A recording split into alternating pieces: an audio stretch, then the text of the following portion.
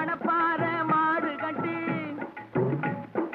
மாயவரம் ஏறு பூட்டி மணப்பாற மாடு கட்டி மாயவரம் ஏறு பூட்டி வயக்காட்ட உழுது போடு சின்ன கண்ணு பசும் தழைய போட்டு பாடுபடு செல்ல கண்ணு ஆத்தூரு கிச்சடி சம்பா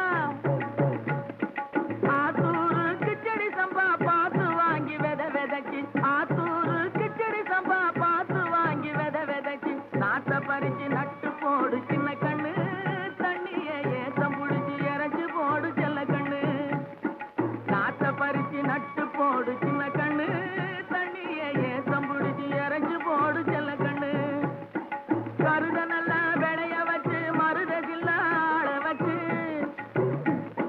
கருத நல்லா விளைய வச்சு மருத சில்லாட வச்சு அறுத்து போடு களத்து மேட்டில சின்ன கண்ணு நல்லா அடிச்சு தூசி அளந்து போடு செல்ல கண்ணு பொதிய ஏற்றி வண்டியில பொள்ளாச்சி சந்தையிலே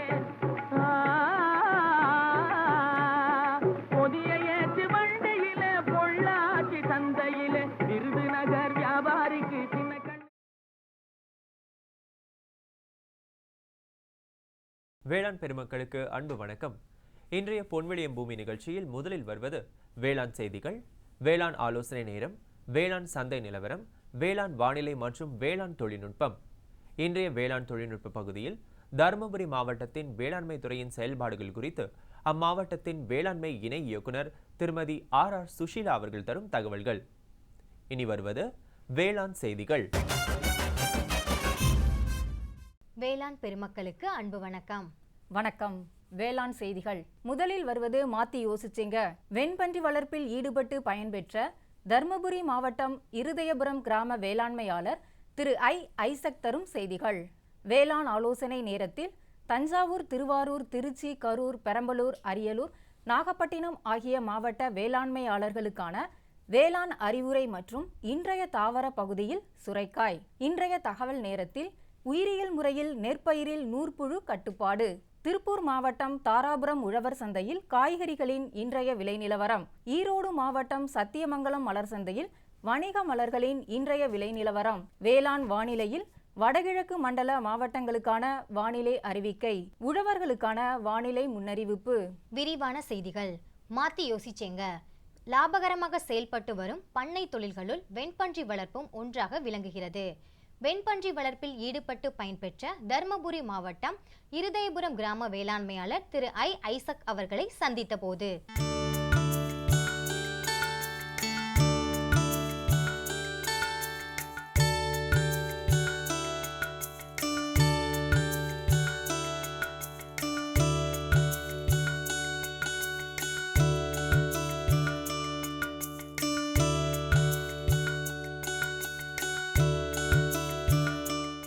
வணக்கம் நேயர்களே, இது பொதிகை தொலைக்காட்சியின் பொன் விளையும் பூமி நிகழ்ச்சியில் நம்ம ஆடு, கோழி, மான், மயில் எல்லாம் வளர்க்குறத பற்றி பார்த்துருக்கோம். இன்றைக்கி ஒரு அதிசயம் அந்த தருமபுரி மாவட்டத்தில்.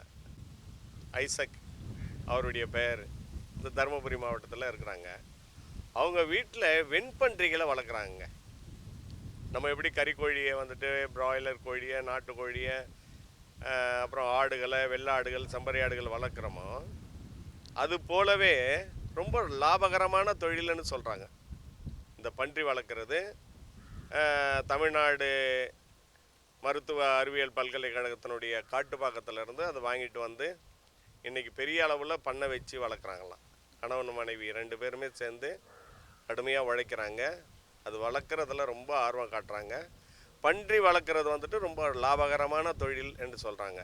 அது எப்படின்னு சொல்லிட்டு அவங்களே கேட்டு தெரிஞ்சுக்கலாமே. நீங்களும் பயனடைவீங்கல்ல. ஐயா வணக்கங்க. ஐயா வணக்கம் ஐயா. உங்கள் பேர் சொல்லுங்க ஐயா. ஐசாக் ஐயா. ஐசாக். நாங்கள் எவ்வளோ காலமாக இது வெண்பன்றிங்களை வளர்க்குற ஒரு தொழில் நீங்கள் செஞ்சுக்கிட்டு இருக்கிறீங்க? நாங்கள் 8 வருஷமாக செஞ்சுட்டு இருக்கோம் சார். 8 வருஷமா. எப்படி லாபகரமான தொழிலாக இருக்கு? லாபகரமான தொழில். எப்படி இந்த ஆர்வம் உங்களுக்கு வந்ததுங்க? எங்களுக்கு எங்களுக்கு சிலரை நாங்கள் கேட்டு தெரிஞ்சுக்கிட்டோம் வெளியில். அவர்கள் சொன்னதை வச்சு நாங்கள் அப்படியே செஞ்சுட்டு இருக்கோம். ஏன்னா இது ஒரு புதுமையான தொழில், இது பழக்கம் இல்லாத தொழில், முன் அனுபவம் இல்லாத தொழில். ஆடு மாடு வளர்க்குறது 4 பேர்கிட்ட கேட்டு தெரிஞ்சுக்கலாம். இது ஒரு ஒரு ஒரு தனித்துவமான தொழிலாக தெரியுது எனக்கு, ஆமாம். இல்லைங்களா? ஆமாங்க. இதுக்கு பயிற்சி எங்கேயாவது எடுத்தீங்களா? நாங்கள் எங்கேயும் பயிற்சி எடுக்கல சார். நாங்களே வந்து ஒரு 5 குட்டி ஃபஸ்ட்டில் வாங்கிட்டு வந்தோம். ஒரு சின்னதாக ஒரு ஷெட்டை கட்டினோம். சின்னதாக ஒரு ஷெட்டை கட்டி அதில் வந்து 5 பண்ணி வளர்த்துருந்தோம். அது வந்து ஆன் பண்ணி சரியில்லை எங்களுக்கு ஃபஸ்ட்டு. எங்களுக்கு ஆன் பண்ணி சரியில்லாதனால அந்த ஷெட் அப்படியே ஒரு வருஷத்துக்கு சும்மாவே தான் இருந்துச்சு. அதுக்கு பின்னாடி ஒருத்தர் வந்து ஒரு நண்பர் வந்து ஒரு 3 குட்டி கொடுத்தாரு. நண்பர் வந்து 3 குட்டி வந்து கொண்டு வந்து ஒரு கம்மி விலைக்கு 15,000க்கு 3 குட்டி கொடுத்தாங்க. அந்த 3 குட்டியில் ஒரு ஆண் குட்டி 2 பெண் குட்டி. அது ஒரு 40 கிலோ வெயிட்டில் வாங்கினோம். அது அந்த உடனே இங்கே நான் ஏற்கனவே வச்சுருந்தேன் இல்லைங்க 5, அதில் 2 அறுத்துட்டு 3 வச்சுருந்தோம். அது இது கொஞ்சம் பெருசான உடனே இது மீட் ஆகி அது எல்லாம் சேர்ந்து ஒரு 20 குட்டி போட்டுச்சுங்க ஐயா ஃபஸ்ட்டு முறை. 5லேருந்து அடுத்த ஜம்ப் பண்ணிங்க 20 குட்டிக்கு வந்துட்டீங்க. 20 குட்டியாக எங்கள் பண்ணியில் வந்து நான் ஒரு ஆண் பண்ணி 4 பெண் பண்ணி வச்சுருந்தோம். அது 4ம் சேர்ந்து 20 குட்டி போட்டுச்சு. 20 குட்டி போட்ட உடனே நாங்கள் அதுலேருந்து தான் பெருசுப்படுத்தினோம். ஃபஸ்ட்டில் 20 குட்டி எங்களுக்கு வந்து ஒரு லாபகரமாக ஒரு 50,000 எங்களுக்கு காசை பார்த்தோம். ஒரு திடீர்னு ஒரு வருஷம் கழித்து ஒரு 50,000க்கு 20 குட்டி விற்றோம். அது விற்கும் போது எங்களுக்கு ஒரு லாபகரமாக தெரிஞ்சு அதுலேருந்தே நாங்கள் தொழிலை நாங்களே டெவலப்மெண்ட் பண்ணிகிட்டு இருக்கிறோம். இதுக்கு தீனி போன்ற வகையில் எப்படிங்க? தீனி போடுற வலையில் எங்கே போனாலும் வேஸ்டேஜ் தீனி கிடைக்கணும். தீனி வேஸ்டேஜ் வாங்கிட்டு வந்து ஹோட்டலுக்கு அங்கங்கே காசு கொடுத்து ஹோட்டல் வேஸ்டேஜ் இந்த மாதிரி வேஸ்டேஜ் கிடைச்சா லாபகரமான தொழில். மக்காச்சோளம் கொஞ்சமாக வாங்கி கொஞ்சம் கலந்து போடலாம். அதிகமாக போட்டால் மக்காச்சோளம் கிலோ 20 ரூபா. அதனால் லாபங்கள் இல்லை எங்களுக்கு. இந்த வேஸ்டேஜ் கிடைச்சால் மட்டும்தான் எங்களுக்கு லாபம் வரும். எவ்வளோ இப்போ மக்காச்சோளம் போடுறீங்கன்னு சொன்னால் அது ஒரு நாளைக்கு ஒரு பன்றிக்கு எத்தனை கிலோ தேவைப்படும்? குறைஞ்சபட்சம் பெரிய பன்றியாக இருந்தால் 3 கிலோ போடணும் ஒரு நாளைக்கு. ஒரு வேலைக்கு ஒரு நாளைக்கு 24 மணி நேரத்துக்கு போதும். 3 கிலோ போட்டால் போதும். மீதி எதுனா அடர்த்தியவனுங்கிறத இப்போ இந்த புல்லுக்குள்ள வெட்டி போடுவோம். வெட்டி போடுவோம். ஹோட்டல் சாப்பாடாக இருந்தால் ஒரு பெரிய பனிக்கு காலையில் 4 கிலோ சாயந்தரம் 4 கிலோ. தாய் பண்ணியாக இருந்தால் நல்லா குட்டி உள்ள பண்ணியாக இருந்தால் நிறைய சாப்பிட்டா காலையில் 5 கிலோ சாயந்தரம் 5 கிலோ வந்து கம்பல்சரி சாப்பிடும் குட்டி பண்ணி. சரிங்க. அது போட்டால் சாப்பிட்டு நல்லா பால் கொடுக்கும், குட்டி பெருசாக. சரிங்க. இப்போ வந்துட்டு நீங்கள் பண்ணி வளர்க்குறீங்க, அந்த விற்பனை எப்படிங்க? வச்சு ஃபோன் பண்ணி சொன்னாங்கன்னா வந்து அன்னைக்கு மார்க்கெட்டில் என்ன ரேட்டோ அந்த ரேட்டுக்கு எடுத்துகிட்டு போயிடுறாங்க. ஒரு தோராயமாக கிலோ எவ்வளோ தர்றீங்க? தாராயமாக இப்போ முன்ன வந்து 95 ரூபா போச்சு, 100 ரூபா போச்சு. இப்போ 80 ரூபாய்க்கு வந்திருக்குது. இப்போ 80 ரூபாய்க்கு எடுக்கிறாங்க. சரிங்க. இது உங்களுக்கு விவசாயத்தை விட மற்ற தொழில்களை விட இது லாபகரமாக இருக்குது. இது லாபகரமாக இருக்குது. 6 மாதத்துக்கு ஒரு முறை குட்டி போட்டுச்சுமா வளர்த்தணுமா, ஒரு 6 மாதம் ஆச்சுன்னா 70 கிலோ 80 கிலோ வரும். அப்படி தூக்கி போட்டோம்னா கொஞ்சம் காசு வரும், செலவு பண்ணோம்னா. அப்படி விவசாயத்தில் ஒன்றுமே இல்லைங்க சார். விவசாயமே பண்ண முடியல, அந்த நிலைமைக்கு இருக்குது. தண்ணி வேணும். பட் இது கஷ்டமான தொழிலாக தெரியலீங்களா? இது எங்களுக்கு அவ்வளோவா கஷ்டமான தொழிலாக தெரியல. காலையில் 2 மணி நேரம் சாயந்தரம் 2 மணி நேரம் வெளியில் போய் அப்படியே ஹோட்டலேருந்து சாப்பாடு எடுத்துன்னு வருவோம். இல்லைன்னா மக்காச்சோளத்தை வாங்கி வேச்சு கொட்டுவோம், இல்லை பச்சையாகவே கொட்டுவோம். இல்லாட்டி புல் போயெல்லாம் நாங்களே தயாரிப்போம். தலை போட்டிருக்கோம் பார்த்தீங்களா, அந்த தலையை கொண்டு வந்து போடுவோம். இப்போ இதுக்காக உங்களுக்கு அரசாங்கத்துலேருந்து உதவிகள் ஏதாவது? எந்த உதவி போய் அரசாங்கத்தில் கேட்ட உடனே சொல்கிறாங்க பன்றி பண்றதுக்கே லோன் இல்லைங்களே, அந்த மாதிரியே இல்லைங்களே அப்படின்றாங்க. இதே பாருங்கள், சர்வீஸுக்கு நான் போய் அக்ரிகல்ச்சருக்கு இது சொல்லி தொழில் மையத்தில் சர்டிஃபிகேட் வாங்கி கொடுத்து சர்வீஸ் கேட்டேன் பன்றிக்கு தண்ணி அடிக்கிறதுக்கு. இதுக்கு என்ன சொல்கிறாங்கன்னா அந்த மாதிரி எதுவுமே கிடையாது. டேரிஃப் பையில் கோழி பண்ண என்ன சர்வீஸ் கொடுக்கலாம் அந்த சர்வீஸ் தான் நாங்கள் கொடுப்போங்க, விருப்பம் தான் வாங்கிக்காங்க, இல்லைன்னா விட்ருங்க சார்னு சொல்லிட்டாங்க அங்கே ஜேஎம்மா. அதுக்கு வந்து இப்போ வந்து டேரிஃப் பை ஒரு யூனிட் 7 ரூபா கொடுத்து தான் எங்களுக்கு சர்வீஸ் கொடுத்துருக்காங்க. இது கமர்ஷியல் ரேட் போட்டு இதுலேருந்து தான் நாங்கள் தண்ணி. உங்களுக்கு விவசாயத்துக்கான இது ஒரு விவசாயத்தினுடைய மாற்றுத் தொழில் இல்லைங்களா? விவசாயத்தை சார்ந்து ஒரு மாற்றுத் தொழில் பண்ணுறீங்க, விவசாயம் பண்ண முடியலான்னு விவசாயத்துக்கு இலவசமாக கொடுக்கும்போது இதுக்கும் கொடுங்கன்னு சொல்லிட்டு கேட்க வேண்டியது. இதுக்கு எங்களுடைய கிணத்துலேருந்தே இறக்கக்கூடாதுன்னு சொல்கிறாங்க. நாங்கள் தண்ணி அங்கங்கே கொஞ்சம் கொஞ்சமாக எடுத்து வந்து அங்கங்கே கொண்டு வந்து ஊற்றுறோம். தண்ணி கஷ்டம், தண்ணி வாங்குகிறோம். மோட்டர் செட்டு போட்டு எடுக்கக்கூடாது. இப்போ அது போர் போட்டிருக்கோம், போருக்கு வந்து சர்வீஸ் வாங்கி தான் தண்ணி அடிக்கணும்னு சொல்லிட்டாங்க. நாங்கள் வெளியில் போரிங் பைப்லேருந்து அங்கங்கே கொண்டு வந்து தண்ணி ஊற்றுறோம். பண்ணி வச்சுருக்கிறீங்க. இப்போ 25 இருக்குது, குட்டி ஒரு 25 போட்டிருக்கு, 50 இருக்குது. இன்னும் ஒரு மாதத்தில் எல்லாமே சனையாக இருக்குது. போட்டுச்சுன்னா 50 குட்டி போடும். இன்னும் ஒரு மாதத்தில் 50 குட்டி போட்டோம். தொடர்ந்து லாபகரமான தொழிலாக. ஆமாம். வாழ்த்துக்கள். நன்றி. வாழ்த்துக்கள்.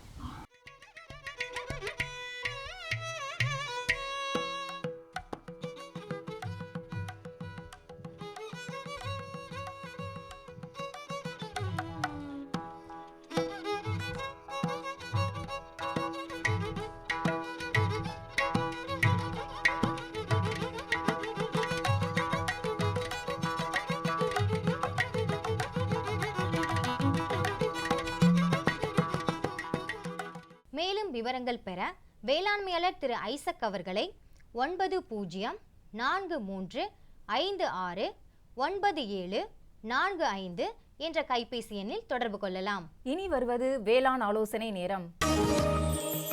தஞ்சாவூர், திருவாரூர், திருச்சி, கரூர், பெரம்பலூர், அரியலூர், நாகப்பட்டினம் ஆகிய மாவட்ட வேளாண்மையாளர்களுக்கு வறண்ட வானிலை காணப்படுவதால் கரும்பு, எள் மற்றும் நெல் தரிசு பருத்திக்கு சீராக நீர் பாய்ச்ச வேண்டும். நெல் தரிசு உளுந்து பயிரானது தற்பொழுது முதிர்ச்சி நிலையில் உள்ளதால் முதிர்ந்த காய்களை பறித்து உலர்த்த வேண்டும். நெல் தரிசு பயிருக்கு 45ஆம் நாள் ஒரு களை எடுத்துவிட்டு 3 நாட்கள் கழித்து உரமிட்டு மண் அணைத்து நீர் பாய்ச்ச வேண்டும். கோடை பருவத்தில் இரவையில் உளுந்து சாகுபடிக்கு ஆடுதுறை 5 ரகத்தை தேர்வு செய்யலாம். மேற்கண்ட ஆலோசனைகளை பின்பற்றி பயன்பெறுமாறு வேளாண்மையாளர்கள் கேட்டுக்கொள்ளப்படுகிறார்கள். தொடரும் வேளாண் ஆலோசனை நேரத்தில் இன்றைய தாவர பகுதியில் சுரைக்காயின் சாகுபடி முறைகள் குறித்து காண்போம். பயிரிட ஏற்ற மண் மற்றும் தட்பவெட்ப நிலை. பலவிதமான மண் வகைகளிலும் பயிர் செய்யலாம். வறட்சியை தாங்கி வளரக்கூடியது. சிறந்த மகசூலுக்கு கார அமிலத்தன்மை 6.5 முதல் 7.5 இருத்தல் வேண்டும். பயிரிட ஏற்ற ரகங்கள் கோ1, பூசா சம்மர், பூசா மஞ்சரி, பூசா மேகதூத். பயிரிட ஏற்ற பருவம் ஜனவரி மற்றும் ஜூலை. நீர் நிர்வாகம் 10 அல்லது 15 நாட்களுக்கு ஒரு முறை நீர் பாய்ச்ச வேண்டும். அறுவடை காய்கள் முற்றுவதற்கு முன் அறுவடை செய்ய வேண்டும். மகசூல் ஹெக்டருக்கு 135 நாட்களில் 15 முதல் 20 டன் காய்களை அறுவடை செய்யலாம். மேலும் விவரங்கள் பெற www.agritech.tnau.ac.in என்ற இணையதளத்தை பார்க்கலாம். இனி வருவது தகவல் நேரம். இன்றைய தகவல் நேரத்தில் உயிரியல் முறையில் நெற்பயிரில் நூற்புழு கட்டுப்பாடு. நெற்பயிரை பொதுவாக வேர் நூற்புழு, வேர்முடிச்சு நூற்புழு மற்றும் நுனியிலை நூற்புழுக்கள் தாக்கி சேதாரத்தை ஏற்படுத்துகின்றன. இதனால் நாற்றுகளின் வளர்ச்சி குன்றி மஞ்சள் நிறத்துடன் கூடிய இலைகள் காணப்படும்.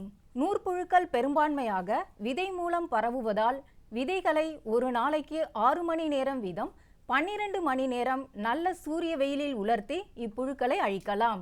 நெல் அறுவடைக்கு பின்னர் வயலில் உள்ள தாள்களை அகற்றி எரிப்பதன் மூலம் இந்நூற்புழுக்களை கட்டுப்படுத்தலாம். சமீபத்திய ஆராய்ச்சியின்படி நெல்வேர் நூற்புழு மற்றும் நெல் வெண் நுனியிலை நூற்புழு இரண்டையும் குறைந்த செலவில் பயிர் வளர்ச்சி ஊக்கி பாக்டீரியாவான சூடோமோனஸ் ஃப்ளூரசன்ஸை உபயோகித்து உயிரியல் முறையில் கட்டுப்படுத்தலாம் என கண்டறியப்பட்டுள்ளது. அதன்படி நெல் விதைகளை கிலோ ஒன்றுக்கு 10 கிராம் பாக்டீரியத்துடன் விதை நேர்த்தி செய்து நாற்றங்காலில் விதைத்த பின்பு அதே பாக்டீரியத்தை நடவு வயலில் ஹெக்டேர் ஒன்றுக்கு 1 கிலோ என்ற அளவில் தேவையான நீருடன் கலந்து நாற்று நட்ட 45, 55 மற்றும் 65ஆம் நாட்களில் தெளிப்பதன் மூலம் கட்டுப்படுத்தலாம். விளம்பர இடைவேளைக்கு பிறகு வேளாண் செய்திகள் தொடரும். சரிங்க சரிங்க. இவ்ளோ நேரம் சிரிச்சு யார்கிட்ட பேசிட்டு இருந்தீங்க? விவசாயிகள் கால் சென்டர் நிபுணர்கிட்ட பயிர்கள் பத்தின யோசனை கேட்டுட்டு இருந்தேன். காலையில சரி, மதியானம் கூடவா? விவசாயிகள் கால் சென்டர் காலையில 6 மணில இருந்து ராத்திரி 10 மணி வரை திறந்திருக்கும். ஞாயிற்றுக்கிழமை கூடவா? ஆமா, வருஷத்துல 365 நாளும் திறந்திருக்கும். விவசாயம் சம்பந்தப்பட்ட பிரச்சனைகளுக்கு தங்கள் மொழியில் உடனே தீர்வு பெற இந்தியாவில் எங்கிருந்தும் எந்த போன் மூலமும் தேசிய ஹெல்ப்லைன் நம்பர் 1800-180-1551 தொடர்பு கொள்ளவும். வேளாண் சந்தை. திருப்பூர் மாவட்டம் தாராபுரம் உழவர் சந்தையில் காய்கறிகளின் இன்றைய விலை நிலவரம். கத்தரிக்காய் 1 கிலோ 68 ரூபாய்க்கும், வெண்டைக்காய் 1 கிலோ 32 ரூபாய்க்கும், அவரைக்காய் 1 கிலோ 65 ரூபாய்க்கும், சின்ன வெங்காயம் 1 கிலோ 55 ரூபாய்க்கும், பெரிய வெங்காயம் 1 கிலோ 14 ரூபாய்க்கும், பச்சை மிளகாய் 1 கிலோ 60 ரூபாய்க்கும், தக்காளி 1 கிலோ 16 ரூபாய்க்கும், இஞ்சி 1 கிலோ 45 ரூபாய்க்கும், கீரைகள் கட்டு ஒன்று 5 ரூபாய்க்கும், கருவேப்பிள்ளை கட்டு ஒன்று 5 ரூபாய்க்கும், கொத்தமல்லி கட்டு ஒன்று 20 ரூபாய்க்கும், புதினா கட்டு ஒன்று 8 ரூபாய்க்கும் விற்பனை செய்யப்பட்டது. ஈரோடு மாவட்டம் சத்தியமங்கலம் மலர் சந்தையில் வணிக மலர்களின் இன்றைய விலை நிலவரம். கத்தரி ரோஸ் 20 பூக்கள் கொண்ட பாக்கெட் விலை 60 ரூபாய்க்கும், மல்லிகை 1 கிலோவின் விலை 500 ரூபாய்க்கும், முல்லை 1 கிலோவின் விலை 600 ரூபாய்க்கும், கனகாமரம் 1 கிலோவின் விலை 230 ரூபாய்க்கும், செண்டுமல்லி 1 கிலோவின் விலை 60 ரூபாய்க்கும், பட்டன் ரோஸ் 1 கிலோவின் விலை 240 ரூபாய்க்கும், துளசி 1 கிலோவின் விலை 50 ரூபாய்க்கும், சம்பங்கி 1 கிலோவின் விலை 320 ரூபாய்க்கும், அரளி 1 கிலோவின் விலை 180 ரூபாய்க்கும், காக்கடா 1 கிலோவின் விலை 350 ரூபாய்க்கும், கோழிக்கொண்டை 1 கிலோவின் விலை 175 ரூபாய்க்கும் விற்பனை செய்யப்பட்டது. வேளாண் மண்டலங்களுக்கான வானிலை அறிவிப்பு.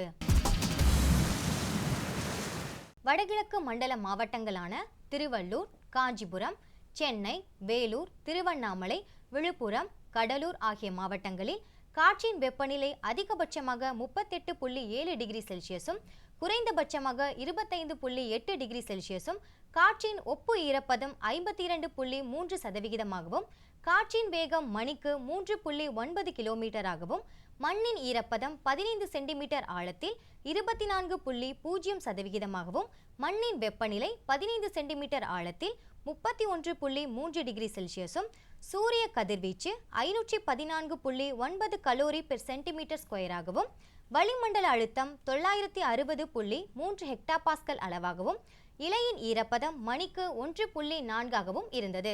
வானிலை முன்னறிவிப்பு. உழவர்களுக்கான வானிலை முன்னறிவிப்பு. தமிழகம் மற்றும் புதுச்சேரியில் ஒரு சில இடங்களில் மழையோ அல்லது இடியுடன் கூடிய மழையோ பெய்யக்கூடும். இத்துடன் இன்றைய வேளாண் செய்திகள் நிறைவடைகின்றன. மீண்டும் நாளைய வேளாண் செய்திகளில் சந்திப்போம். வணக்கம். வணக்கம். குழம்புல மசாலா அதிகமா இருக்கு. எத்தனை முறை சொல்லியிருக்கேன், எவ்வளவு தேவையோ அதை மட்டும் போடுன்னு. அட, நான் எப்பவோ ஒரு முறை இப்படி பண்றேன். ஆனா நீங்க வயல்ல எப்பவுமே கண்ட கிருமிநாசினிய போடுறீங்க. அப்ப அது மருமக சொல்றது சரிதான். பாரு, வயல்ல எத்தனை தேவையோ அத்தனை மருந்து தான் போடணும். நினைவுல வையுங்க, கிருமிநாசினி விஷத்தன்மை கொண்டது. டப்பாவுல எழுதப்பட்டிருக்கும் அளவுல தான் மருந்த போடணும். முதலில் ஃபெரோமோன் ட்ராப், லைட் ட்ராப், உதவும் கிருமிகள், உயிரி கிருமிநாசினி ஆகியவற்றை பயன்படுத்த வேண்டும். அவசியம் ஏற்பட்டால் மட்டுமே ரசாயன கிருமிநாசினியை பயன்படுத்த வேண்டும். தெளிப்பை காலை, மாலை, கையுறை, மாஸ்க் மற்றும் உடலை முழுவதும் மூடும் உடை அணிந்து செய்யுங்கள். காற்றின் திசையில் தெளிக்கும் போது பின்னால் செல்லவும். மருந்தின் டப்பா தெளிக்கும் கருவியை பாதுகாப்பான இடத்தில் வையுங்கள். இப்ப கொஞ்சம் புரிஞ்சுதா? புரிஞ்சுக்கிட்டேன் ராணி. இனிமே தப்பு பண்ண மாட்டேன். மருமக உனக்கு தண்ணி காட்டிட்டா இல்ல.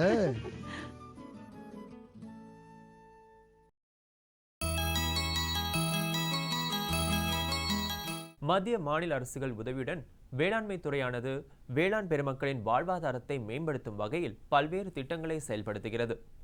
அவ்வகையில் தருமபுரி மாவட்டத்தில் வேளாண்மை துறையின் செயல்பாடுகள் குறித்து விரிவாக விளக்குகிறார் அம்மாவட்டத்தின் வேளாண்மை இணை இயக்குனர் திருமதி ஆர் சுஷீலா அவர்கள்.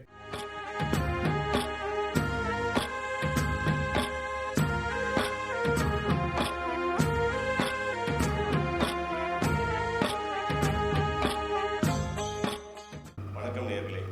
இன்றைய பொன்விளை பூமி நிகழ்ச்சியிலே மிகவும் பின்தங்கிய மாவட்டம் என்று சொல்லப்படுகின்ற தருமபுரி மாவட்டத்திலே இன்றைக்கு கடுமையான வறட்சி தமிழகம் எங்கும் நிலவி கொண்டிருக்கின்றது. இயற்கை பொய்த்திருக்கிறது.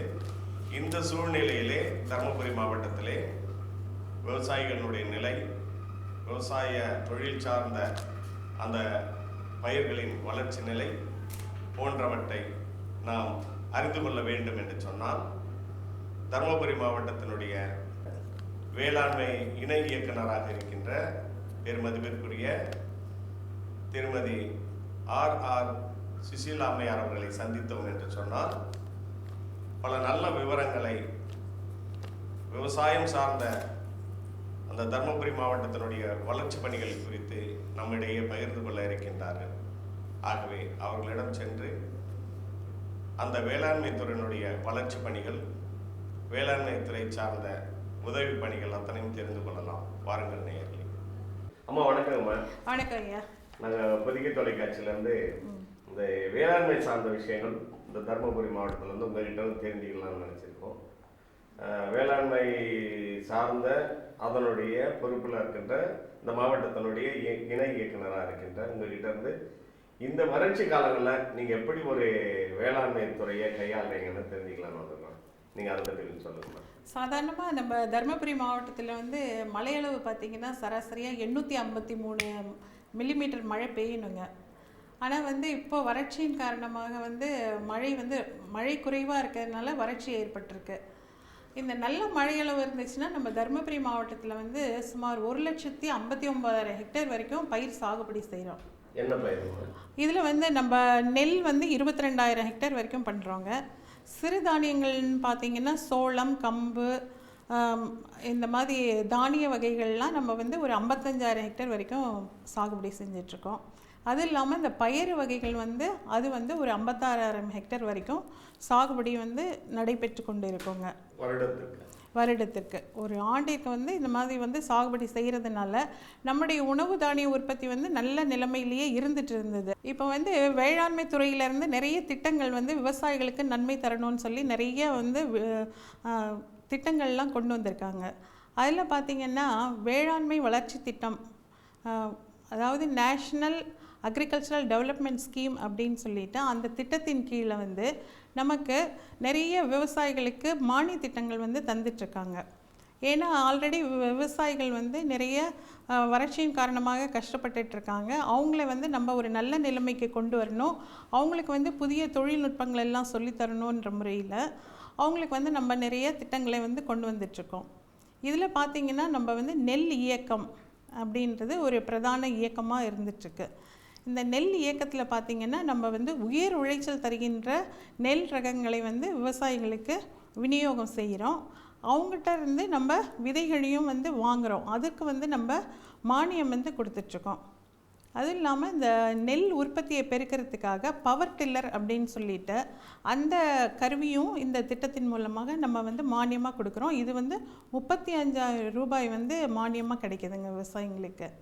அடுத்து வந்து நம்ம தானிய இயக்கம்னு சொல்லிட்டு விவசாயிகளுக்கு பயன் தர ஒரு இயக்கங்க.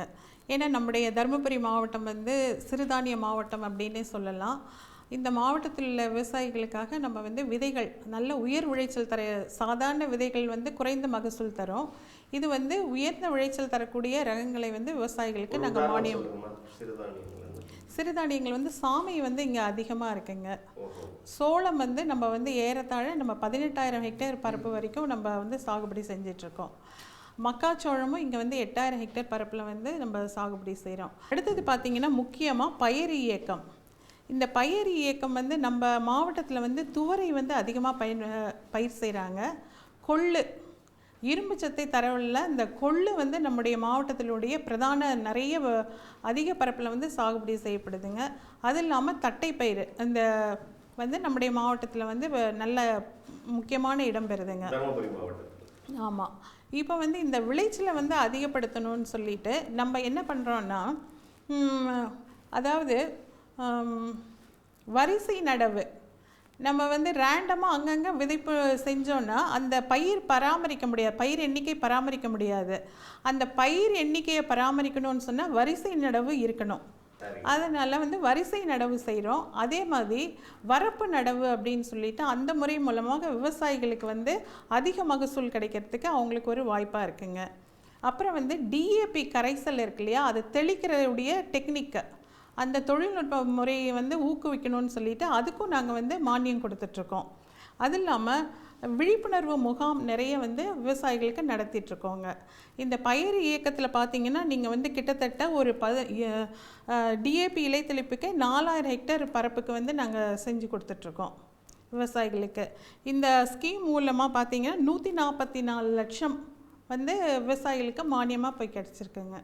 பயிர் பாதுகாப்பு திட்டம் என்ற வகையில் இது வந்து பருத்தி இயக்கம் அப்படின்னு சொல்லிட்டு இருக்கேங்க. பொதுவாக பார்த்திங்கன்னா இந்த பருத்தியில் வந்து அதிகமான காய்ப்புழு தாக்குதல் இருக்கும். அந்த காய்ப்புழு தாக்குதல் இருக்கும்போது நம்ம பயிர் பாதுகாப்பு முறையை வந்து அதிகமாக மேற்கொள்ள வேண்டியிருக்கும். அதுக்காக நம்ம உயிர்காரணி அந்த பூச்சிக்கொல்லி மருந்துகளை கொடுக்குறோம். அவங்களுக்கு வந்து பயிர் பாதுகாப்பு முறைகளெல்லாம் சொல்லி கொடுக்குறோம். அவங்களுக்கு அதுக்கான மானியங்கள்லாம் இதில் மூலமாக கொடுத்துட்ருக்கோங்க. சரி, இப்போது வறட்சி காலங்களில் அவங்களுக்கு வறட்சி நிவாரணன்ற வகையில் உங்களுடைய மாவட்டத்தில், அதாவது தருமபுரி மாவட்டத்தில் என்ன பணிகளை நீங்கள் செஞ்சீங்க? இப்போ வந்து நீங்கள் வறட்சின்னு பார்த்தீங்கன்னா இப்போ நம்முடைய மாவட்டத்தில் வந்து சென்ற வருடம் வந்து நான் சொன்னேன்லே 853 மழை அளவில் வந்து 446 மில்லிமீட்டர் தான் மழை பெஞ்சதுங்க. அதனால் நம்முடைய மாவட்டத்தில் சோளம், பருத்தி, சாமை இந்த பயிர்கள்லாம் பெரிதும் வந்து பாதிப்படைஞ்சுது. இதில் பார்த்திங்கன்னா சுமார் 70,716 விவசாயிகள் வந்து பாதிப்படைஞ்சாங்க. இவங்களுக்கு நம்ம 17,30,00,000 வந்து நிவாரணமாக நம்ம ரெக்கமெண்ட் பண்ணி அது வந்து விவசாயிகளுடைய அக்கௌண்ட்லேயே போய் சேர்ந்துருங்க. அந்த மாதிரி நாங்கள் அவங்களுடைய அக்கௌண்ட் நம்பர் வாங்கி அவங்களுக்கு வந்து இசிஎஸ் பண்ணியிருக்கோங்க. விவசாயிகளுக்கான உங்களுடைய அந்த தொழில்நுட்ப உதவிகள் எப்படி இருக்குங்க?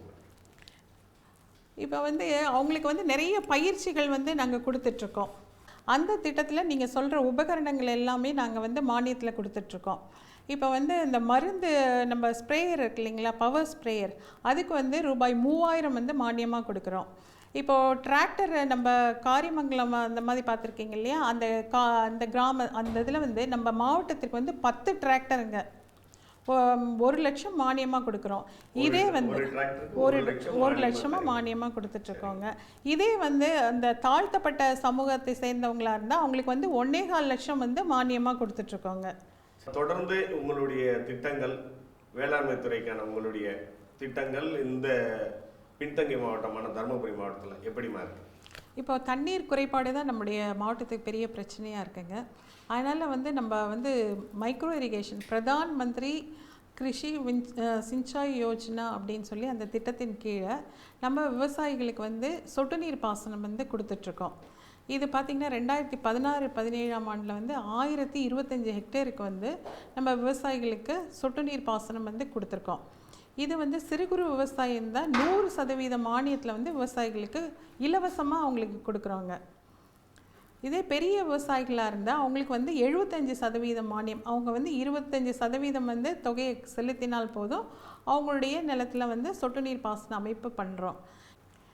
தருமபுரி மாவட்டம் வந்து நம்முடைய மானாவாரி மாவட்டம், மானாவாரி பயிர்கள் அதிகமாக இருக்கிறதுனால அவங்கள வந்து நம்ம முன்னேற்றி அவங்களுக்கு வந்து உயர்ந்த ரக விதைகளெல்லாம் கொடுத்து அவங்களுடைய வருமானத்தை வந்து பெருக்கி அவங்களுடைய வளர்ச்சியை வந்து மேம்படுத்தணும்னு சொல்லிட்டு வேளாண்மை துறையை வந்து தீவிரமாக செஞ்சிட்ருக்கோங்க.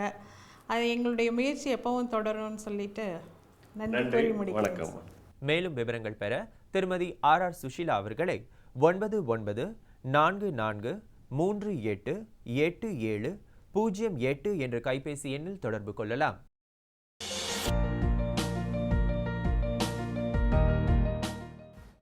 வேம்பு கலந்த யூரியா. சிறந்த உற்பத்திக்காக வேம்பு கலந்த யூரியா நம் நாட்டிலேயே 70 லட்சம் டன்னாக அதிகரிக்க 6 ஆலைகள் சீரமைக்கப்படுகின்றன.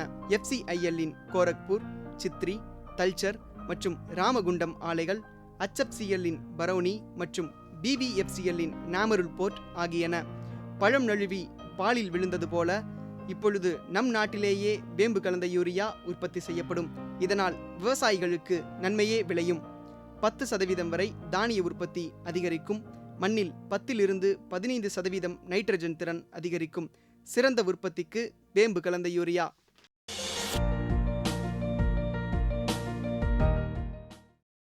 பதிமூன்று 4/2017 வியாழக்கிழமை அன்று பொன்விளையும் பூமி நிகழ்ச்சியில் மாத்தி யோசிச்சேங்க பகுதியில் செம்மறியாடு வளர்ப்பில் வெற்றி கண்ட தருமபுரி மாவட்டம் சோலப்பாடி கிராம வேளாண்மையாளர் தனலட்சுமி அவர்கள் தரும் செய்திகள். வேளாண் ஆலோசனை நேரத்தில் கோயம்புத்தூர் தமிழ்நாடு வேளாண்மை பல்கலைக்கழகம் வழங்கும் வேளாண் மண்டலங்களுக்கான வேளாண் ஆலோசனை. வேளாண் தொழில்நுட்ப பகுதியில் கோடை காலத்தில் எருமை மாடுகளின் இனப்பெருக்க மேலாண்மை குறித்து தஞ்சாவூர் கால்நடை மருத்துவக் கல்லூரி மற்றும் ஆராய்ச்சி நிலைய உதவி பேராசிரியர் டாக்டர் TC பாலமுருகன் அவர்கள் தரும் தகவல்கள் ஆகியன இடம்பெறும். மீண்டும் நாளைய பொன்விளையும் பூமி நிகழ்ச்சியில் சந்திப்போம். நன்றி, வணக்கம்.